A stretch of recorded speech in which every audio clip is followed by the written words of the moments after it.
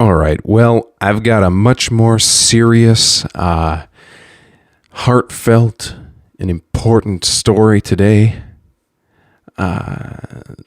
This one is called Susan by Fangirl1892, a story involving Shrek, Homestuck, Nicolas Cage, and anything else that you can imagine.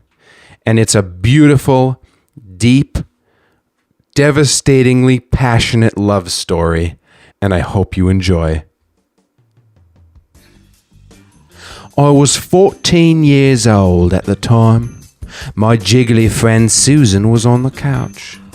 She had some Fritos wedged between her breasts. I was so turned on. Before I continue and pull you into my beautiful erotic story, let me introduce myself. My name is Antwon. I'm a ginger-haired African-American just trying to live my life and get through the 4th grade. My favorite book is The Great Gatsby, which I've read at least twice. So, back to the present. While I saw the reflection of the movie Con Air starring Nicolas Cage reflected in Susan's eyes, I knew that I could not continue my life without Susan. I grasped her bodacious cheeks in my wiry fingers and slowly dipped my tongue in her ear. She whispered, "I love you, my sweet girl." And then I put my thingy in her you-know-what, and we did it for the first time. The next day, my family decided to drive to the genealogy lab. Whatever, I'll just text my number one boo the whole time. Apparently, they needed a sample of my blood for some tests. I just took the vial of blood that I always keep hidden in my thong and poured a drop onto their testing swab. 12.3 hours later, the test results were in. It turns out my mother had a fling with Susan's father in high school, and my father was the real father of my girlfriend. The first thing that came to mind when I heard the news was Orimo. The second thing that came to mind was Le Cousin's Dangerox. Obviously, this news is supposed to shock me and make me sad. A similar thing happened to a friend of mine, and she was sad. But all the news did was put a rumbling in my loins and a tightening in my pants. I couldn't take it anymore and broke down. I ran into the bathroom and looked for some Vaseline. I got some from the lady in the stall I broke into. Even though I was alone, it felt as if I was with Susan. I rubbed my schlong quicker and quicker. Many thoughts went through my mind. I thought of Putin, the time I walked in on my mother showering, and of course, my half-sister Susan. A minute later, when I reached climax, I was overjoyed. The dopamine coursed through my veins and filled me with an unquenchable passion and desire. My legs extended, my arms extended, my neck extended. I was now 33 feet tall. I broke out of the genealogy laboratory through the roof and sprinted to Susan's house. As I broke through the front door, back door, / roof, I walked into a ghastly sight. The ogre lord Shrek had Susan bent over the couch and was pounding her like a baby pounds a banana. Shrek grabbed an onion out of Susan's rectum and slowly put it into my mouth.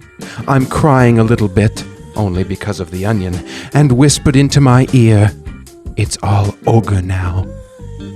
Shrek leaves through Susan's window. Shrek is love. Shrek is life. I'm not really sure. I don't know. I'm not sure what I read. I definitely feel like this is a masterpiece. This is definitely God tier fan fiction. I mean, this is right up there. You know, this is something to be cherished. I'm going to encourage anybody who does hear this recording, copy it onto an M-disc. Copy this thing onto an M-disc so you can pass it on to your children's children, because this is an important historical document. I think it really is a great example of internet culture in 2015. Really, just culture in general in 2015. I think that this is an important document, and it should be preserved. That being said, thanks everybody for listening. Again, I don't have any subscribers, so I guess I'm not sure who everybody is, but that's cool. Thanks. I mean, if you're hearing this, you must be somebody, right? Unless you're me. But even if I'm hearing this, I'm somebody. I'm somebody too. So you know what? Good job, me. Thanks for listening. Oh, and rate, comment, and subscribe. That's important. I don't really care if you comment, but just subscribe and like and tell your friends. Tell your friends about me. Tell them, go listen to this crazy guy. He reads all this crazy stuff. Oh, God, what's happening? He screamed. He stumbled towards the bathroom, slashing and clawing at anything in his way.